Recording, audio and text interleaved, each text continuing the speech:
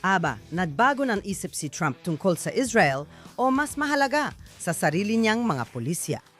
Bakit niya ipinagbawal sa Israel na makita ang mga detalye ng MOU na di umano'y pipirmahan sa isang seremonya sa Biyernes sa Switzerland? Pakinggan natin kung paano ito ipinaliwanag ni Pangalawang Pangulo J.D. Vance.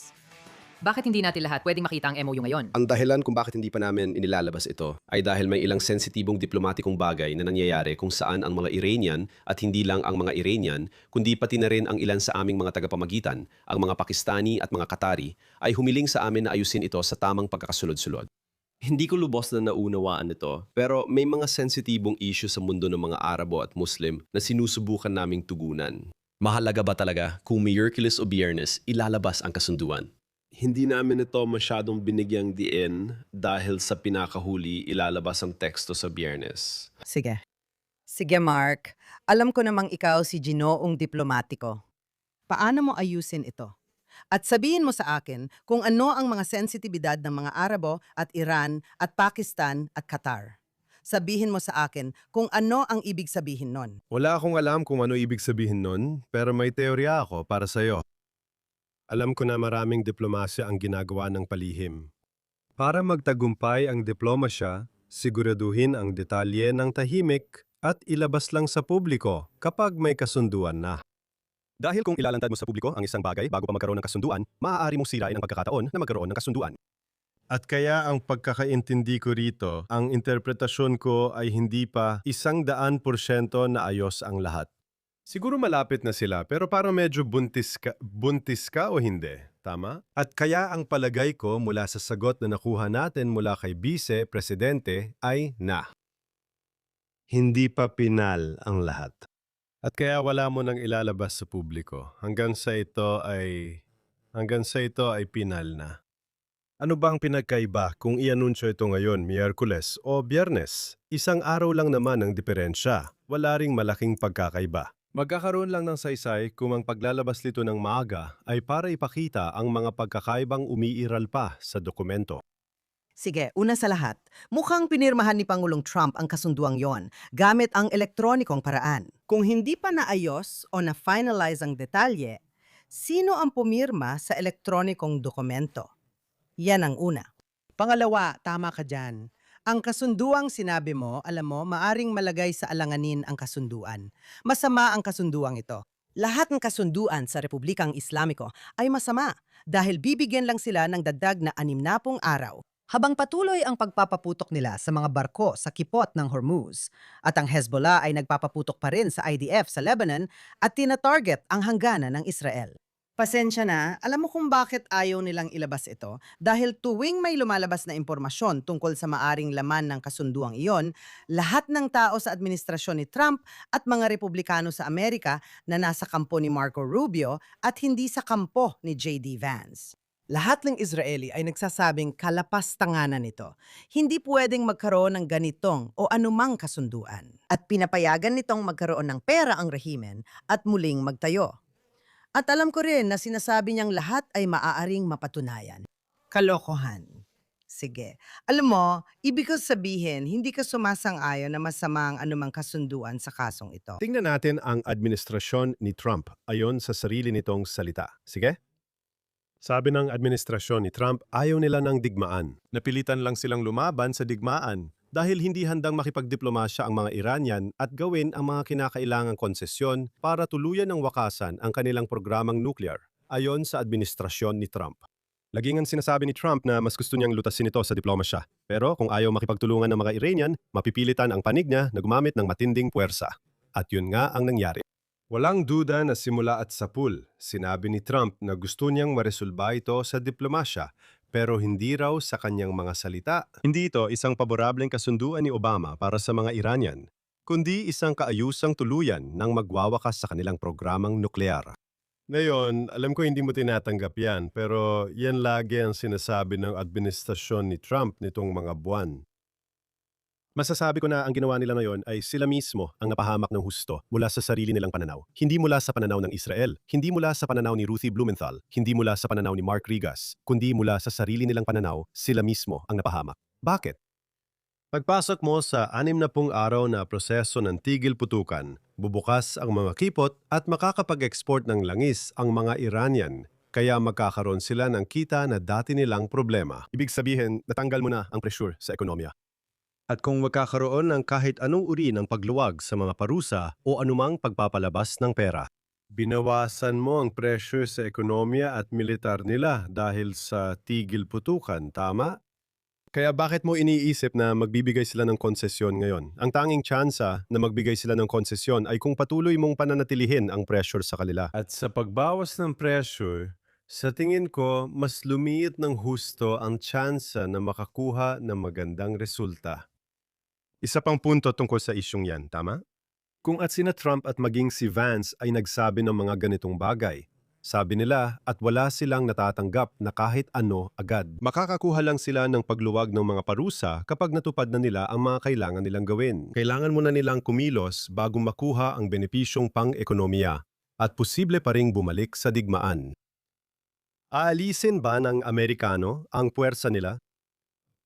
Iwan ba nila ang puwersa nila sa gitnang silangan na laging handa laban sa mga Iranian kung magloko ang mga ito? Kaya dalawang bagay. Kung papasok tayo sa 60 araw na proseso, sa tingin ko, halos plansado na ito. Kung papasok tayo sa 60 araw na proseso, papayagan ba ng mga Amerikano na mapunta ang pondo sa mga Iranian gaya ng pag-alis ng parusa at pag-unfreeze ng pera? At ang mga tropang Amerikano ba ay mananatili doon, handa at nakaantabay? Kung ibibigay mo sa kanila ang gusto nila sa ekonomiya at aalisin ang iyong puwersa, walang tsansa na magkakaroon ng magandang kasunduan. Sige, una sa lahat, pag-usapan muna natin ang tungkol sa ekonomiya. Alam naman natin na ang publiko sa Amerika at hindi lang ang publiko sa Amerika, kundi pati na rin ang pandaigdigang ekonomiya ay labis na naapektuhan ng Islamic Republic ng Iran. Ayokong sabihin na Iran kasi hindi naman karapat-dapat na maisama ang mga mamamayang Iranian sa mga masasamang bully na yon. Sige. Ginawang bihang-bibag ng Islamic Republic ang buong mundo sa pag-agaw sa Strait of Hormuz. At ngayon, muli, lahat ng mga kontra sa digmaan, kabilang na ang mga demokratiko at ang mga woke na republikano sa kanan ay nagsasabi. Kaya ngayon, kung bubuksan mo ang Strait of Hormuz, para mo na ring hindi na lang pinasok ang digmaan sa simula pa lang dahil bukas naman talaga ang Strait of Hormuz noon. Sa simula pa lang, di ba? Ngayon, naintindihan natin na ang pandaigdigang ekonomiya ay isang problema at seryoso yon, isang lehitimong problema. Pero ganito kasi yon, ang pressure na yan sa ekonomiya, kung isa ka sa mga taong inaakusahan ang mga katulad ko na mahilig sa giyera at kung ano-ano pa, alam mo, wala talaga akong pakialam. At ibig sabihin, mas susuportahan mo ang economic pressure kaysa military pressure. Ang sinasabi mo, pakinggan mo, gumagana ito at gumagana na ito noon. Talagang pinipigan ito ang rehimeng iyon. Pero heto pa ang isa. Mulay, nagagalit ang mga Amerikano dahil tumataas ang presyo ng gasolina sa gasolinahan. Nasabi ko na ito dati, naiintindihan ko, pero hindi nila nakikita ang mas malaking larawan. Hindi lang ito tungkol sa sandatang nuklear. Tama ka. Laging sinasabi ni Trump na bawal silang magkaroon ng sandatang nuclear. Pero sinabi rin niya sa mga Iranian na may darating na tulong. Pumasok din siya sa digmaan na talagang makatarungan. At siya, kasama ang Israel at Estados Unidos, nagsagawa ng 2 malalaking operasyon na naging napakatagumpay. At ang punto ay, nananalo sila. Kahit si Trump ay nagsabi, nawasak na natin ang kanilang hukbong panghimpapawid. Nawasak na natin ang kanilang hukbong dagat. Nawasak na natin ang kanilang mga gusali, infrastruktura at mga pinuno. 2 antas ng pinuno ang napaslang. Kaya hayaan mong itanong ko ito sa'yo. Kapag nananalo ka na at nailigpit mo na ang lahat ng mga taong iyon at may mga jihadist Islamist na ginagawang bihag ang Strait of Hormuz, wala silang pakialam. Papatayin nila ang sarili nilang tao para manatili sa pwesto. Doon ka sumusuko. Doon mo sasabihin, magkasundo na lang tayo. Hindi yon diplomasya. Ibig sabihin niyan ay pagsuko. Ang diplomasya, masasabi ko, kalimutan mo muna ang salitang yan. Kapag nanalo ka sa digmaan, gusto mong ang natalo ang humingi ng kapayapaan. Hindi mo basta sasabihing tapos na ang lahat. At ngayon, dahil hawak tayo ng mga iyon sa leeg sa kipot ng Hormuz, uupo tayo at makikipag-usap sa kanila at bigla na lang tayo magsasabi ng magagandang bagay tungkol sa kanila. Nakakagalit yan. Galit na galit ako. Kaya sinusubukan kong suriin kung ano ang nangyayari. At baka sorpresahin ako ni Trump. Baka makakuha siya ng magandang kasunduan at baka nga malaki ang binabayad ng mga Iranian. Pero sa ngayon, hindi ko pa nakikita yon. Nakikita ko na binigyan ng Amerika ng panibagong buhay ang Iran. Hindi ang Iran mismo, kundi ang rehimen. Tama ba? At kung talagang magkakaroon ng pag-alis ng mga puwersa ng US sa rehiyon, at kung talagang magkakaroon ng ekonomikong ginhawa para sa mga Iranian, sa tingin ko, magiging napakahirap para sa kanila na gawin ang mga konsesyong hinihingi ni Trump hanggang ngayon. Baka kailangan pang bumalik sa digmaan dahil hindi ko nakikita na magkukompromiso ang mga Iranian kung mag-inhawa at maayos para sa kanila. Sasabihin ko ito sa iyo. Sabi mong panalo ka, bakit titigil pa? Alam ko mula sa mga labang militar ng Israel na kahit lamang ka, hindi ibig sabihin na dapat mo agad ituloy ito. May batas ng diminishing returns. Minsan, kailangan mong tumigil habang panalo ka pa. May problema sa mga digmaan ng Israel pati na rin sa mga digmaan ng Amerika kung saan nagkakaroon ng paglawak ng misyon at tuloy-tuloy lang ang operasyon. Kung kasali ka sa aksyong militar, kailangan mong araw-araw suriin kung saan ito patungo. Nasa punto na ba ako ng lumiliit na pakinabang? Ako na ba ang nauna? Panahon ng umatras at gamitin ang kalamangan ko sa iba pang paraan. Kaya yung idea na kailangan mong sundan ito hanggang sa dulo. Minsan totoo yun at minsan hindi. May gusto pa akong sabihin tungkol sa mga Iranian. Tama ba? Hindi natin alam ang sitwasyon sa Iran? Tama ba? Posible bang talagang nasa bingit na ng pagbagsak ang rehimen? Pwede kayang samantalahin ng mga Iranian ang tigil putukan para mag-alsa laban sa rehimen? Posible bang dahil sa lahat ng nangyari, si Trump ay bumibili ng oras para magkaroon ng pagbabago sa Iran? Isa pang teorya, gusto lang ni Trump na hintayin ang Nobyembre para matapos ng midterms at pagkatapos ay makaganti siya ng todo. Sige, hayaan mong sagutin ko ang isa sa mga tanong na yan. Alam natin kung ano ang nangyayari sa Iran. Napatuloy pa rin ang mga pagbitay sa mga inosenteng tao. Alam natin yan.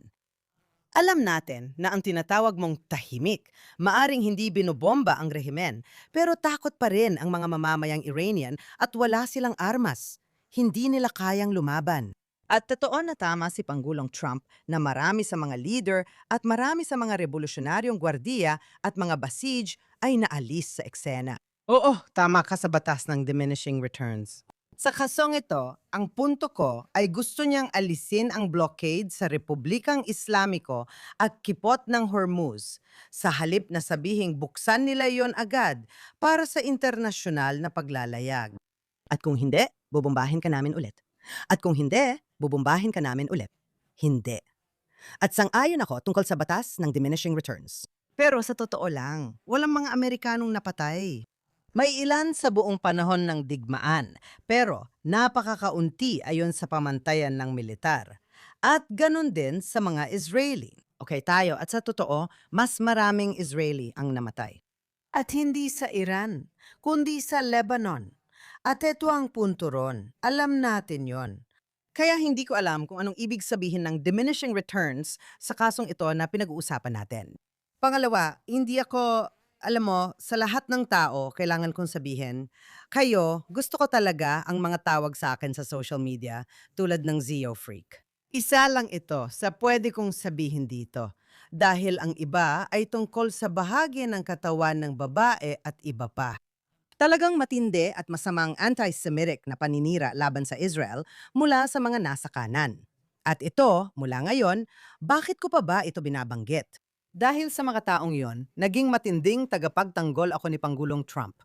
Republican ako at sinusuportahan ko siya. Sumuporta sa kanyang mga Israeli at ang mamamayang Iranian. Sumuporta sa kanya hindi dahil mahilig siya sa gyera, kundi dahil tama ang panig niya sa kasaysayan. Kakampi siya ng mabubuti laban sa masasama.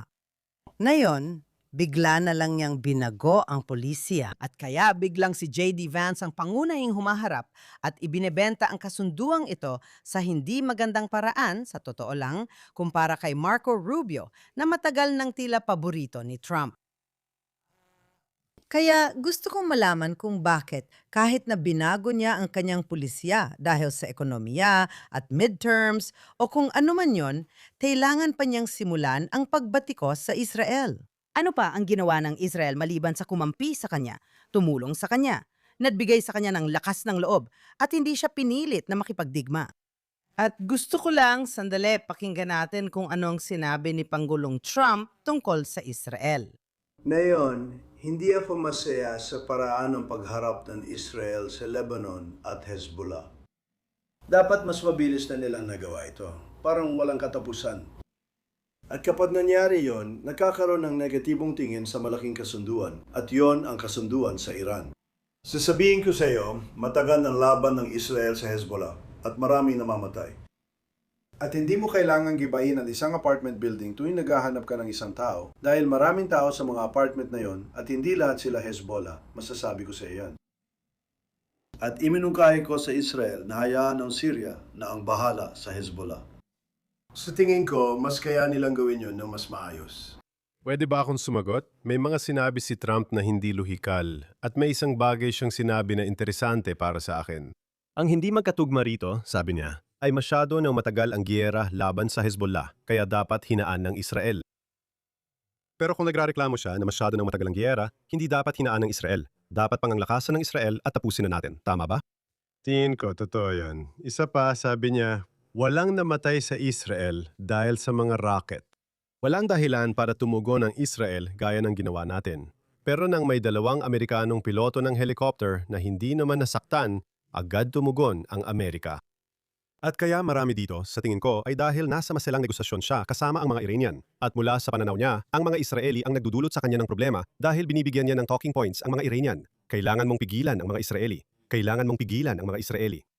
Hindi ako sigurado gaano kaseryoso, pero interesante ang komento niya tungkol sa mga Syrian. Nakakatawa para sa akin dahil tulad ng Estados Unidos, kanduranin din ng Israel at pareho tayong may demokratikong prinsipyo. Hindi basta pumapatay ng inosente. Hindi mo masasabi yan sa gobyerno ng Syria. Sinisira ng Israel ang apartment buildings na posibleng may sibilyan at Hezbollah, tama?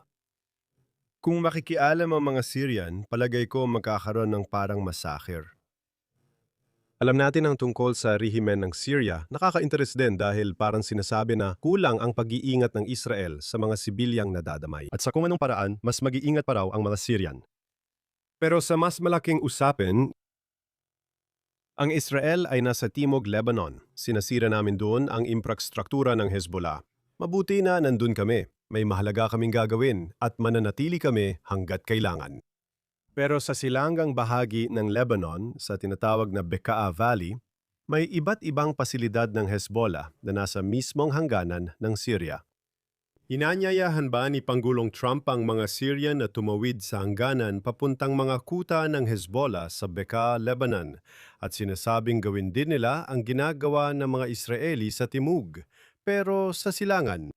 Hindi ko sigurado kung yon ang ibig niya, pero may gusto akong sabihin.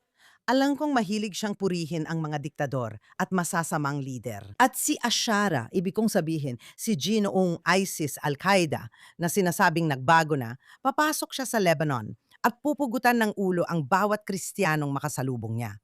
Ang galing mo talaga, Trump. Maraming salamat. Pero hindi yon ang punto. Ang issue ko ay kung paano niya nasasabing sobra na tayong pumapatay at basta na lang nagpapabagsak na apartment na hindi lang Hezbollah ang nandoon. Paano niya nasasabi yon? Binababalaan namin ang mga sibilyan na lumayo. Gumagawa kami ng mga surgical strike. Totoo rin ito sa Gaza. Ganito kami makipagdigma. Lahat ng eksperto sa digmaan ay nagsabi niyan. Wala pang ibang gumagawa ng urban warfare ng kasing moral ng ginagawa namin kahit kami pa ang nahihirapan. At maari ko bang sabihin iyon? Ambasador ng Israel sa Estados Unidos, Yechiel Leider, na nawalan ng anak sa digmaan sa Gaza. Labis siyang na-offend kapag nababanggit ito ng kahit sino. Dahil, sabi niya, kung ang Israel ay basta-basta lang nakikipaglaban at nagpapaguho ng mga gusali habang naghahanap ng kung sino man, buhay pa sana ang anak niya ngayon. At totoo yun. At sana yon sa Lebanon, sa totoo lang, dahil ang gobyerno ng Israel ay sobrang maingat na huwag magalit si Trump sa kanila. Ang mga tropa ng IDF sa Timog Lebanon ay sinabihan na maghintay, umatras at mag-ingat. At hindi sila gagalaw. Dahil dito, parang madaling target sila dahil tuloy-tuloy ang putok ng Hezbollah. At hayaan mong sabihin ko, kung sa kasunduang yon, ayon sa lahat ng masasamang puwersa na nagtutulak sa administrasyon ni Trump, kung sa kasunduang yon. Sinasabi doon na pipirma lang sila kung ang Israel, kung magkakaroon ng tigil putukan sa lahat ng prente at kailangang lumikas ng Israel mula sa Lebanon. Siguro yon ang inaalala niya. Kung nasa Memorandum of Understanding yon, Diyos nang bahala. At pangalawa, alam natin na yon ang hihilingin ng Republikang Islamiko sa anumang pinal na kasunduan. At ang huli kong punto bago ko ipasa sa iyo ay para sa lahat ng mga tao na iniisip na gusto ng Israel na mamatay ang mga sundalong Amerikano o kung ano paman, katawa-tawa iyon.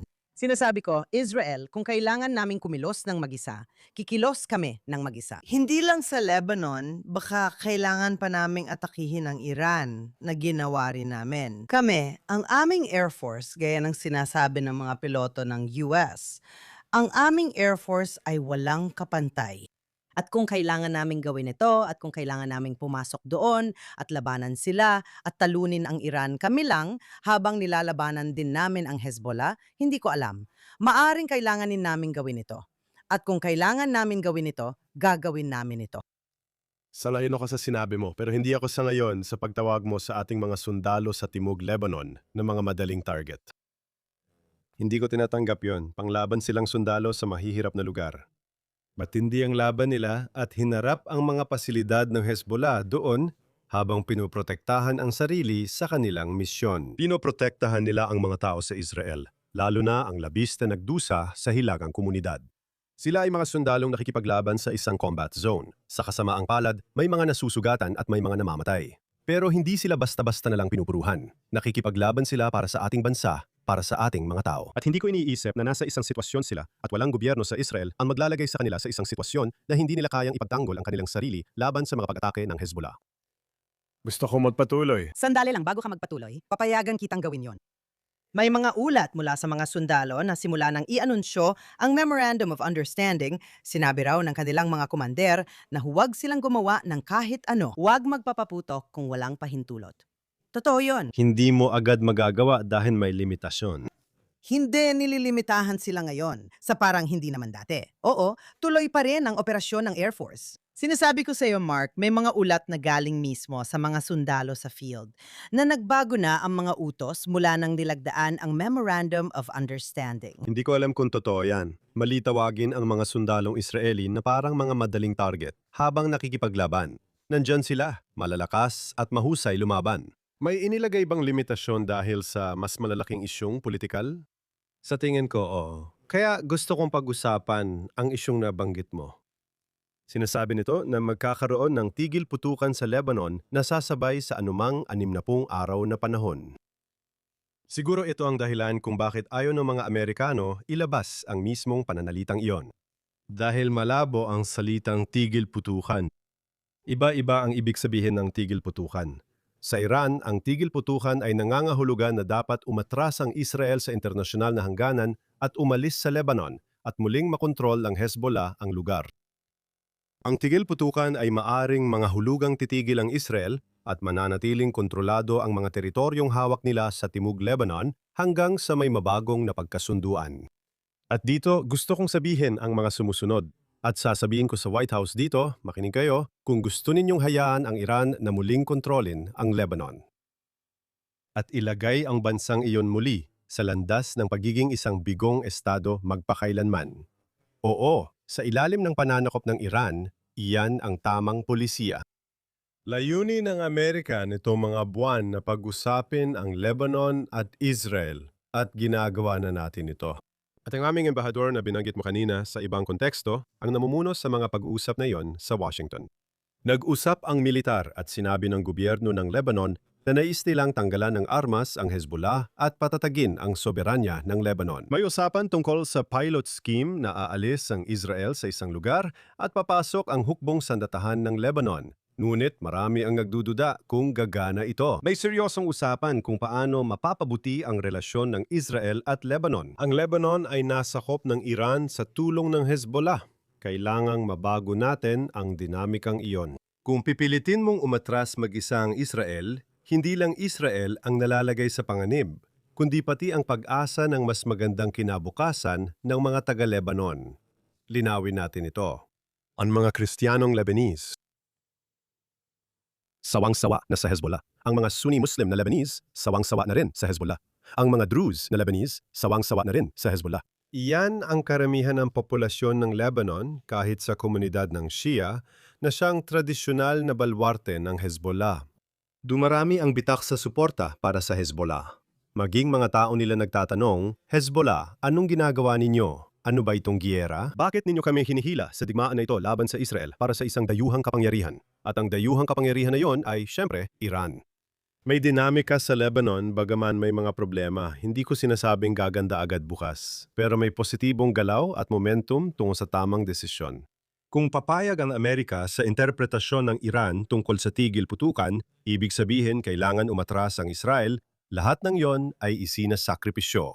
Mali yon para sa Israel, mali yon para sa Estados Unidos. Mali rin yon para sa Lebanon. Tama ka dyan. Sige, pag-usapan natin sandali ang lahat ng ito at ang suhestyon, gaya ng sinasabi ng lahat sa magkabilang panig, na isa sa mga dahilan kung bakit ginagawa ito ni Trump ay ang midterms ngayong Nobyembre. Tama ba? Ngayon, para lang ipaliwanag sa mga hindi nakakaalam, lalo na sa mga hindi Amerikano, kasi hindi naman lahat Amerikano, alam mo, na ang midterm elections ngayong Nobyembre, hindi tumatakbo si Trump sa mga midterms na yon. Ang nangyayari kasi, una sa lahat, na yon ay may mga primaries at ine-endorso ni Trump ang mga kandidato para sa Republican primaries at umaasa siyang mananalo sila. Sa Nobyembre naman sila lalaban sa mga Demokratiko.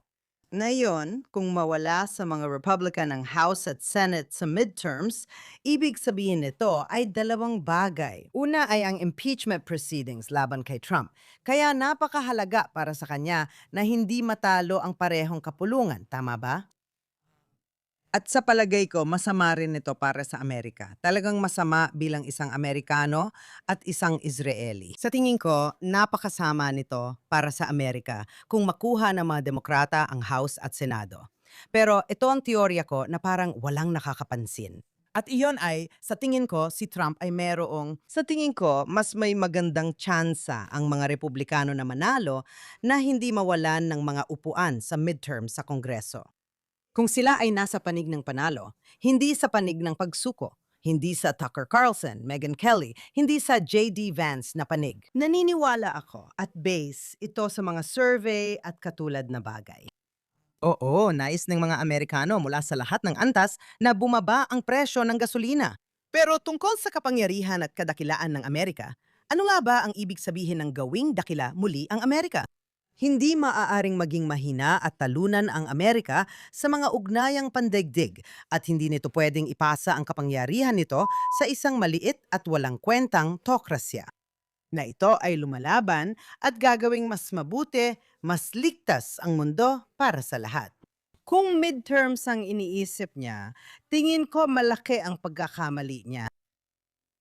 Maghintay tayo at titingnan pero malinaw na ayaw ni Trump na itali ang kanyang mga kamay sa ikalawang bahagi ng kanyang termino pagkatapos ng midterms. Ayaw niyang mapunta sa sitwasyon na siya ay nai-impeach at kailangan niyang harapin ang lahat ng ito sa Kongreso at ang kanyang mga matataas na opisyal ay nai-impeach din. Alam natin kung ano ang maaaring mangyari kung mawalan siya ng kontrol sa Kongreso. Ngayon, ang totoo, base sa pagkakaintindi ko, may posibilidad na mawalan siya ng Senado. Ibig ko sabihin, posible to sa teorya. Pero karamihan sa mga eksperto ay naniniwalang hindi ito mangyayari.